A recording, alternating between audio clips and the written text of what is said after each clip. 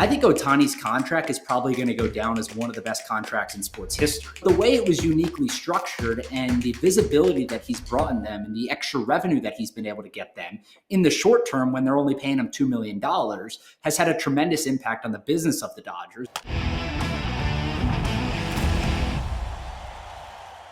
Joe Pompliano joining us right now, sports, money, biz expert. He's got the Joe Pomp Show. Look it up, and does a great job on the writing side too. It's actually, how this all came about. Joe, first off, thanks for joining us. How you doing? I'm doing great, guys. Thanks for having me. Thank you. So I saw in one of your Substack articles a little FT shout out from one of the interviews that we did. And I'm like, hey, we should bring him on. So the name of the article was How the Dodgers Used Analytics to Become MLB's Most Feared Team, and how basically they got from being sold out of bankruptcy court to being the league's second most valuable franchise. So what else can you tell us on the research that you did? Yeah, thanks for having me again, guys. The Dodgers are a really interesting story. I mean, if you think about what has happened over the last decade, I think it's quite remarkable. Everyone likes to talk about how they spend a ton of money, which is obviously true. I think they have nearly $1.5 billion committed to 4 players. So that's obviously quite a lot. But they also did it in sort of an unconventional way, too, where they hired Andrew Friedman. When he was hired at the time, the Dodgers were actually being out-attended. They had sold less tickets than the Angels for the first time in more than 60 years in Los Angeles. So it was quite a different time for the franchise than where they're at today.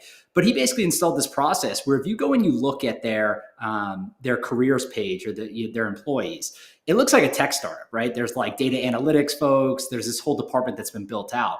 And what I think he's done really well is he's identified these bigger name players like an Ohtani, a Betts, a Freeman, a Yamamoto, et cetera, which are worth the money, and they don't swing and miss on a ton of those guys. And then they do a fantastic job through the draft and building up the farm system, which is sort of difficult to do because they've traded for for a large number of good players too. If you think about Betts, Darvish, Scherzer, all these other guys. So as you guys know, it's really difficult to trade for all of those people, but still maintain this great farm system. So really what it was just a shout out to obviously him and the department that he has built out, but also the ownership group in general. They paid, I think, just over $2 billion for this team almost a decade ago. And at the time, that was more than anyone had ever paid for a professional sports franchise. And most people didn't know if they knew anything about baseball because they were these finance guys, but they've obviously proven to put the right people in charge and have won some championships since. I mean, I think they're doing okay. I think their evaluation has gone up. They've only won 2 World Series, been to the playoffs almost every year. I think the Guggenheim people know exactly what they're doing, Joe. I think they'll be fine. But is this an example of a team with all the money in the world just able to outspend people? Because why don't other teams do the same thing? They don't invest in heavily in analytics and some of the people that you're talking about. Other teams could be able to do this. Is it just a matter of the Dodgers have more money, but also the Dodgers get better players than everybody else? Yeah, I think it's a combination of both, right? If you think about Friedman, I think he's probably one of the premier guys in the entire industry when it comes to the analytics side of things. I mean, you guys have had people on the show that have talked about how good the Dodgers organization is at not only collecting and analyzing that data, but translating it in a great way to the players for them to be able to make changes both before and after games, but also during games as well. So I think that's one piece of it. But then when it comes to the money, look, we're talking about a team in LA that has a 25-year local broadcasting contract worth more than $8 billion. So they're at a huge advantage when it comes to local media rights. And certainly a portion of that is spread throughout the league through local revenue sharing, but it gives them a huge advantage too when it comes to signing these big name guys like Ohtani. I mean, you guys were talking about it earlier on the show. I think Ohtani's contract is probably going to go down as one of the best contracts in sports history. And it might sound kind of crazy to say because they paid him $700 million. And how could you make more money on that? But the way it was uniquely structured and the visibility that he's brought in them and the extra revenue that he's been able to get them in the short term when they're only paying him $2 million has had a tremendous impact on the business of the Dodgers. And now it's been reported that they're making upwards of $600 million a year in annual revenue, which is far more than any other team in Major League Baseball. So what do you think in terms of the impact that Ohtani's made? I know you're a numbers guy and we don't have it. I mean, AJ, I think you heard maybe before this said, he was talking to people out in LA who said he's making them upwards of $100 million just this past season alone, where they're getting all of these extra marketing deals and opportunities with companies in Japan as well. How much of an impact do you think that he's making on a year-to-year basis? I think AJ's numbers are probably accurate. I've heard similar stuff. And if you think about it, there's a few different buckets that you could kind of group Ohtani in, right? If you look at tickets, the Dodgers led the league again in ticket sales this year. They were already selling out a lot of their games, so maybe he didn't have a huge impact, but anyone who's been to a Dodgers game, you know how many Japanese people are there today. Certainly ticket prices have increased, and everything that went on with the World Series in the postseason gives them extra money as well. He led the league in merchandise sales, along with Betts and Freeman being within the top 10 as well. That money is subject to revenue sharing agreements as well. But one of the secrets with that stuff is that you get to keep a larger share of the money when your own retailers sell the inventory. So that includes, the stores within the stadium, stores they own around the city, et cetera.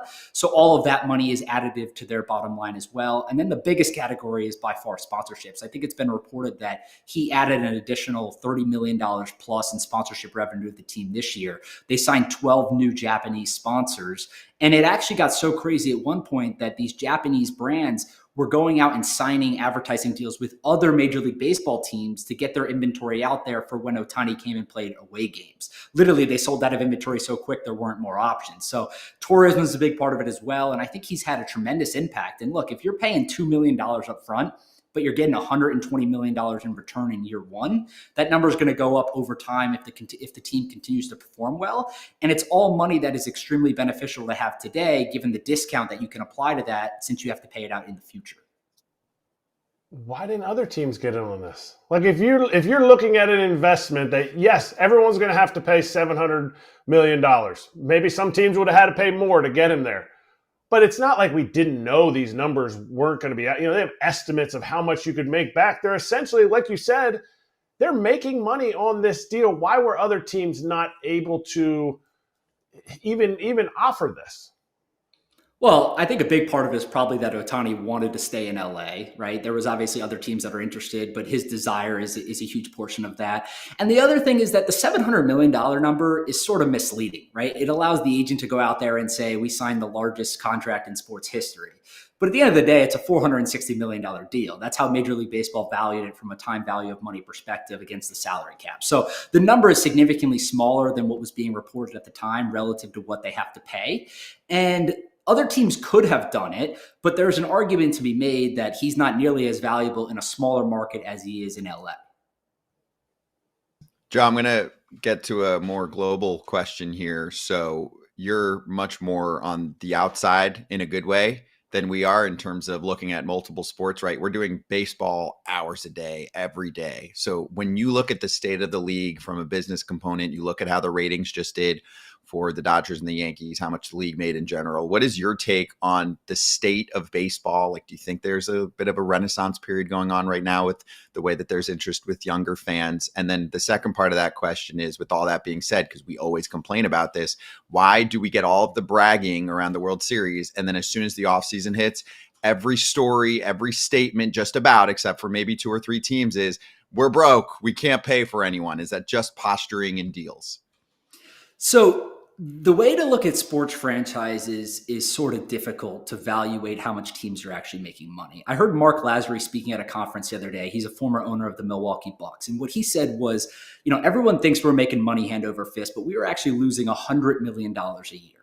And I think that's probably accurate, right? I don't think he's lying about it, but he ended up making a ton of money on the team because what you're eventually trying to do is just sell your shares for a larger amount of money, right? And there's a finite number of teams. There's 30 to 32, depending on the league. And the valuations have gone up because they're these scarce assets. So I don't think the owners are nearly as concerned or shouldn't be nearly as concerned about what's going on a day-to-day basis. Certainly that's part of it, but valuations are continuing to rise. The difficult part about baseball right now is that the local media rights have become less valuable. And I think that's where a lot of the frustration is coming from with owners, and some of these stories are coming from. Now, I think it's estimated that about half the teams in Major League Baseball have seen a fee reduction in local media rights, meaning they're making less money today than they were a year or 2 years ago. And that's certainly a part of it. But I actually think baseball's in a really good spot. The ratings this year for the World Series were fantastic. Obviously, having the Dodgers in New York are helpful to that. But the ratings were great. The ratings were even better if you include the international stuff with Japan. I think it averaged about 15 million viewers here in the United States, but internationally, it was probably double that if you add in Japan. So that's all fantastic. But I also think baseball has sort of settled into this good spot, right? Where everyone sees it for what it is today. They produce a ton of attendance. Every single game is well attended throughout the United States. It's a great event to attend for families throughout the year. They have a ton of inventory, which is really great for broadcasters because they have inventory throughout the months. They can put the games on broadcast. They need more content. And then it's become a sort of a local ratings stalwart where fans within the local markets are watching these games every single day. So you have sort of a floor for viewership, which I think is great. And then you have a ton of people attending games, which is primarily where they make most of their money. So I'm not nearly as bearish on baseball as a lot of other people seem to have been over the last few years. I think it's one of those things that has become sort of cool to say. But when you look at the facts and the money that's been coming in from all the different categories, it feels like it's quite the opposite today. The part that bothers me, Joe, is when I read articles just now about the Braves, since they're publicly traded and have to give you a lot of information. And I'm reading, and this is definitely not my expertise, right? I don't have a finance degree, but I'm like, damn, they're making money. And I don't even see certain components that they own. And I know they're kind of a model franchise right now because they essentially own a small city, the Battery, all around the ballpark. But it does play into what I've heard many other teams have, which is a number of other businesses that feed off of their team. And those businesses are usually separated, especially if they become profitable. So we don't get that, right? Like, am I off here or am I on? No, right? Like, you're totally on. I'm glad you brought this up because it speaks to how professional sports organizations are changing. So the example I like to use is Mark Cuban, who owned the Dallas Mavericks for 20 years. He recently went on a podcast. And one of the things that he mentioned was if you look at when he bought the team, I think it was in 2002. From 2002 to 2010, the franchise valuation actually went down. It didn't increase, it went down. They then signed this massive media rights deal, and franchise valuations have escalated a lot over the last decade because of that. They signed another one, valuations are going to continue to go up. But he just sold his shares in the team. I think he owned around 100% before. He had a couple partners, but the vast majority of the team. Now he owns just under 30% of the team. So he sold most of his shares in the team. The reason why he said he did that is because the economics of a sports organization, not just in basketball, but in baseball, the NFL, et cetera, are changing. And the reason why they're changing so much is because where valuations have multiplied because of media rights over the last 2 decades, that's changing. That's no longer going to be happening because if you look at the media rights landscape, the NBA just got this massive new deal, $76 billion. And the NBA was able to get that because they timed it up perfectly, right? If you have these cable companies who used to have more than 100 million subscribers, but have lost 20, 30 million subscribers over the last number of years, they have to continue paying up for these rights because it's the only thing keeping their business alive. Then on the other side of the demand equation, you have companies like an Amazon, a Netflix, Apple, et cetera, who are getting more and more involved in sports, and they have more money than they know what to do with it. So when you put these two things together, it drives the rights higher. But that's eventually going to flip, where these cable and these broadcast companies aren't going to be able to pay that. They're not going to be able to double or triple media rights over the next decade. So my point is, you now have to look at other sources to increase revenue. And Mark Cuban's point was that now all these teams are looking at building the Battery, right, in Atlanta. They're looking at building these mixed-use developments. They're looking at building casinos. So he went out and he partnered with Miriam Adelson and the Adelson family, who owns the casino business in Las Vegas, to come to Dallas and potentially build a casino around their arena there. I think it's incredibly smart. He's going to continue to hold some of that upside with the 27 or 28% that he owns today. But if you look at franchise in the future, it's not going to be about media rights. It's not going to be about ticket sales. It's going to be which organization can build these real estate projects around the team and around the stadium to entertain fans and get a larger share of their wallet on game days. And to your point, a lot of that revenue gets excluded from the primary business. And I think players and agents like a Scott Boras and stuff like that are super intelligent about it, right? They know, hey, look, you guys have more money than you're coming out and saying, and we want a piece of that because you guys are profiting and we deserve some of that too. Well, Joe, this was great. Appreciate the time. Every team's stupid for not signing Shohei Ohtani. Definitely wanted to make that the point in resolution, in conclusion. But check out what Joe's got on the table. Of course, we'll post some of these clips. Got a big following on Twitter and his show as well. You can find it. Just Google it. Thanks, Joe. Great to have you on here for the first time. Appreciate it, man. Thanks, guys. Hey, everybody. Be sure to like and subscribe for more content. We're back here every weekday, all year long, so do not miss an episode. The videos are coming in all day. Here's another video you might enjoy. Baseball the way it should be covered.